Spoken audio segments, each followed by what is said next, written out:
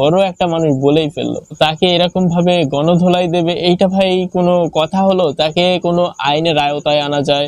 Guys, আজও কি বাংলাদেশ মুক্ত হতে পেরেছে? আজও কি বাংলাদেশের মানুষ স্বাধীনভাবে চলাফেরা করতে পারছে? আজও কি বাংলাদেশের মানুষ খোলা আকাশে মুক্ত বাতাসে নিঃশ্বাস নিতে পারছে? আজও কি বাংলাদেশের নিরপরাধ মানুষদের উপরে নির্যাতন বন্ধ হয়েছে? না, মানে আজকে একটা ভিডিও আমার সামনে এসেছিল, হিরো আলম ভাইয়ের একটা ভিডিও। তো তার উপরে যে নির্মমভাবে অত্যাচারগুলো করা হচ্ছিল, এইগুলো দেখে আমার মনে হচ্ছে যে কোথাও না কোথাও এখনো দেশে স্বৈরশাসক ঠিকই টিকে আছে। তো আমরা যে ভিডিওটা আজকে দেখবো, ভিডিওটার টাইটেলটা এরকম, মনে করেছিলাম 2024 সালে দেশ স্বাধীন হয়েছে, কিন্তু হয়নি।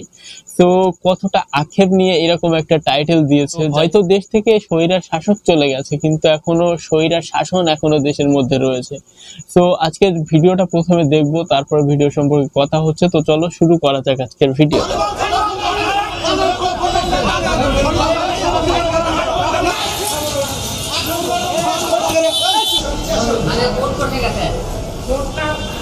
আলম ভাই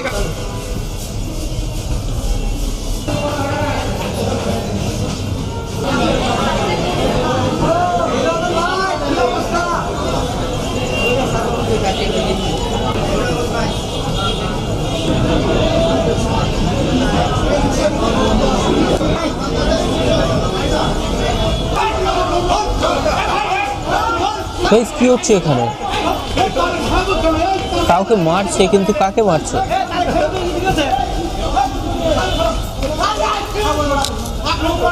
কি অবস্থা, লাঠি মারছে?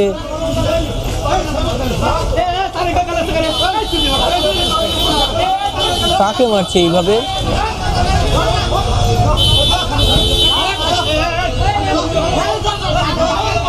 বোঝা যাচ্ছে না কাকে মারছে। ভাই, হিরো আলম ভাইকে দেখলাম না। ভাই, হিরো আলম ভাইকে মারছে তো, কিন্তু কেন মারছে আমি বুঝতে পারছি না। এখানে কান ধরিয়ে রেখেছে, কান ধরতে বলছে, সেটা তো শুনতেই পাচ্ছি। তো কেন মারছে, তার দোষটা কি ছিল এখানে?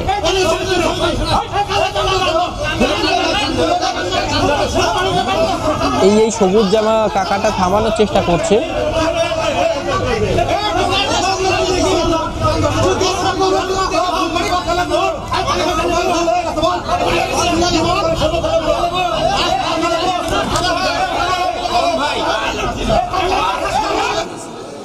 আজকে যে আমার উপর বিএনপি লোকেরা মারধর করলো, আপনারা দেখছেন। ও আচ্ছা আচ্ছা, এবার ইন্টারভিউ দিচ্ছে। তারেকদের নামে কিছু বলছি। আপনারা মিডিয়া ব্যক্তি যারা আছেন, যদি বগুড়া শহরে এই মুহূর্তে বলতে পারেন যে কেউ ফুটেজ বার করে যে আমি হিরো আলম তারেকদের নামে কোনোদিন কোনো খারাপ কথাকে বকা দিছি, গালি দিছি, তাহলে আমি আপনাদের জুতোর মালা করার দিয়ে আমি সারা বগুড়া শহর ঘুরাবো। ও আচ্ছা আচ্ছা আচ্ছা, মানে তার বিরুদ্ধে যে কথাটা, সেটা হলো যে সে তারেক জিয়ার নামে হয়তো মানে এমন কিছু বলেছে বা কিছু সেরকমই কিছু একটা তার উপরে আরোপ করা হচ্ছে যে সে তারেক জিয়ার নামে কোনো খারাপ কথা বলেছে, সেই জন্য আর কি তাকে এই পানিশমেন্টটা দেওয়া হচ্ছিল। তো সেই কারণেই আসলে তাকে মারধর করছিল। আমি জানি না সেটা কতটুকু সত্য, আর ভাইয়ের মুখেই শুনলাম যে মানে সে তার নামে কোনো কথা বলেনি। আর বিষয়টা হচ্ছে, আমরা কোনো রাজনৈতিক কোনো কিছু নিয়ে আলোচনা করতে আসেনি। আমরা হচ্ছে হিরো আলম ভাইয়ের উপরে অত্যাচার হচ্ছে, এবং এখন 2024 সালে আন্দোলন সমস্ত কিছু করার পরে, এখন দেশ মুক্ত হওয়ার পরেও এরকম ভাবে মারধর কেন করা হচ্ছে সেটা দেখতে। বার করতে পারেন হিরো আলম তারেক জিয়ার নামে কিছু বলছে, যে কেউ বলতে পারেন আমি গোটাল বগুড়া শহর আমি জুতোর মালা দিয়ে ঘুরবো। যদি আপনারা তো না করে থাকেন, তাহলে আপনার তারেক জিয়ার নাম করে কেন আমার আজকে 2023-এ আমরা মনে করেছিলাম দেশ স্বাধীন হয়েছে, দেশ স্বাধীন হয়েছে, আমরা তাই মনে করছিলাম যে আমরা একটা স্বৈরাচার আওয়ামী লীগকে সরাইছি, দেশ স্বাধীন হয়ে গেছে, আমরা স্বাধীনভাবে চলবো। কিন্তু আমরা দেশ স্বাধীন হয়নি।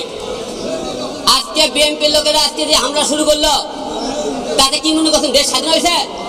এরা একদলে আওয়ামী লীগ বিএনপি পারতেছে, এরা বুঝতে পারছি এবারে যে বিএনপির মানুষজন আর কি তার উপরে এই চড়াও হলো এবং তাকে এইরকম ভাবে মারধর করছিল।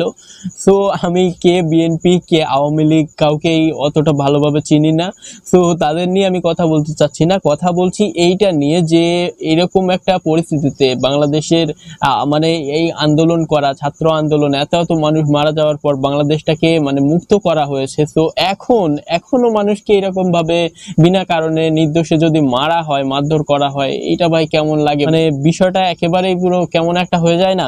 তো যেমনটা হিরো আলম ভাইকে জানি, সে যদি এরকম কিছু করেও থাকে তো এরকম মিডিয়ার সামনে এসে তো এরকম ভাবে বলবে না।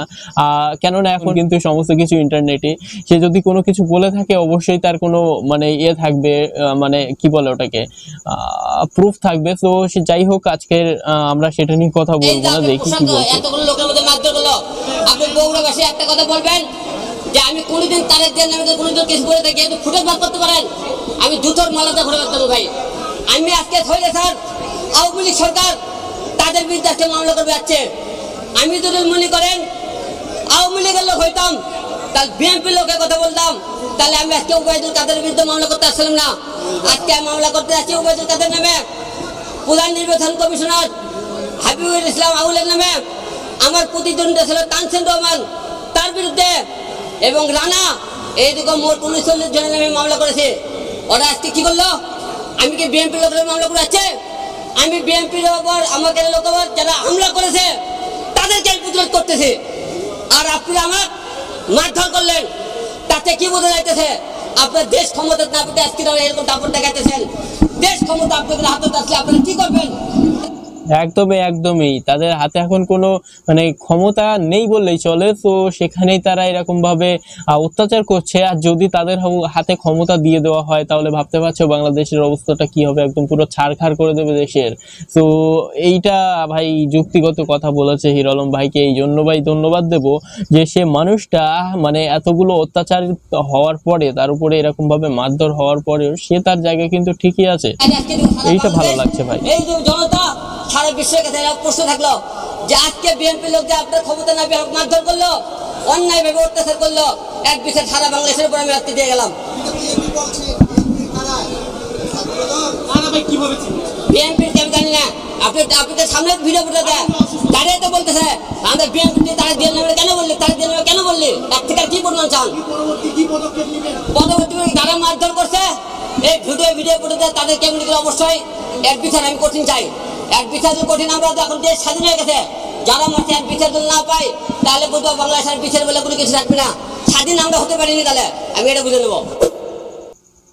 যাই হোক, সেটাই যে বাংলাদেশে এত কিছু হওয়ার পরেও এখনো কেন এরকম নিরপরাধ মানুষদের উপরে এরকম ভাবে অত্যাচার হবে?